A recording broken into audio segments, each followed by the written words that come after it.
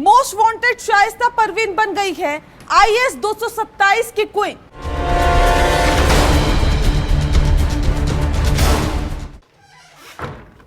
नमस्कार, special edition में बहुत स्वागत है आपका। मैं हूं आपके साथ नेहा दुबे। स्पेशल एडिशन में अतीक की बेवा बेगम की वो कहानी जो है अनजानी। माफिया की पत्नी शाइस्ता लगातार दे रही है चकमा और अब जो खुलासा हुआ है वो शाइस्ता की तलाश में खाक छान रही एसटीएफ के भी कान खड़े कर देगा।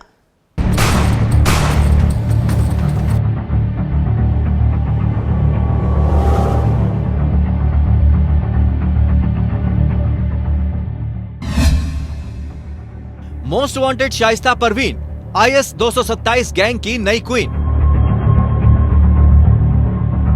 प्रयागराज में इस साल अप्रैल की 15 तारीख की उस स्याह रात में जब लाइव कैमरे पर अतीक अहमद और उसके भाई का मर्डर हुआ था, तब किसी ने नहीं सोचा था कि 44 साल से माफिया गिरी की बदौलत राजनीति की दुकान चलाने वाले अतीक अहमद की बेवा इतनी शातिर निकलेगी। क्राइम जगत के सूत्रों से मिली जानकारी अब इशारा कर रही है कि शाइस्ता परवीन ने उस गैंग की कमान संभाल ली है, जिसे यूपी पुलिस के क्राइम डॉजियर में जाना जाता है आईएएस 227 गैंग। इस खुलासे के क्या मायने हैं? स्पेशल एडिशन में आज यही कहानी।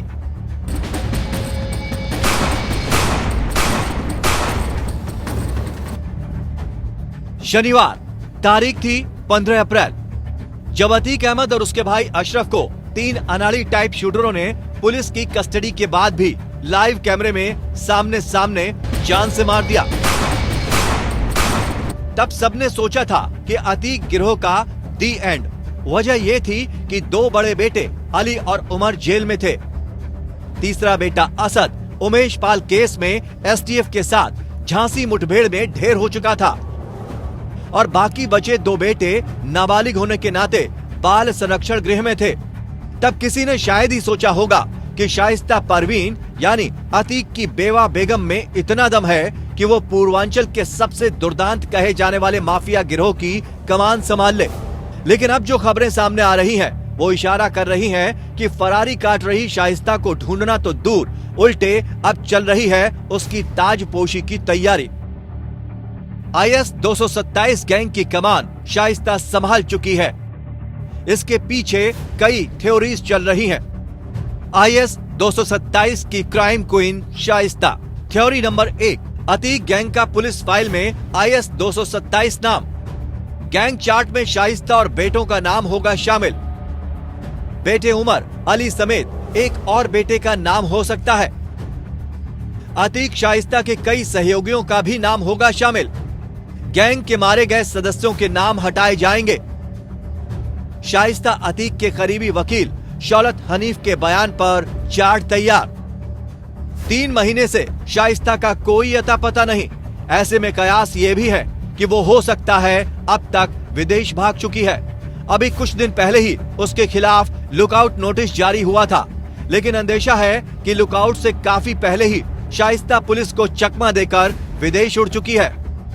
आईएएस 227 की crime queen Shaista. Theory number 2, Umesh Pal case में वांटेड शाइस्ता के विदेश भागने के आसार। लुकआउट नोटिस से काफी पहले ही भागने का अंदेशा। शाइस्ता अकेले नहीं भागी, 3 शूटरों का भी कोई सुराग नहीं। शाइस्ता पर शुरुआत में इनाम 25,000 था, जो बाद में 50,000 हुआ। लेकिन 3 महीने करीब होने को है, पर शाइस्ता का कोई पता नहीं। आसार है कि वो विदेश से आईएएस 227 गैंग को हैंडल कर रही है। समझना यह भी होगा कि आखिर फरार चल रही शाइस्ता का क्राइम चार्ट में प्रमोशन कैसे हुआ।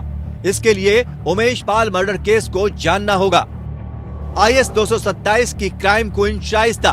थ्योरी नंबर 3, उमेश पाल का कत्ल 24 फरवरी को हुआ था। माना जाता है कि इसमें मेन प्लानर शाइस्ता थी, क्योंकि तब अतीक और अशरफ दोनों जेल में थे।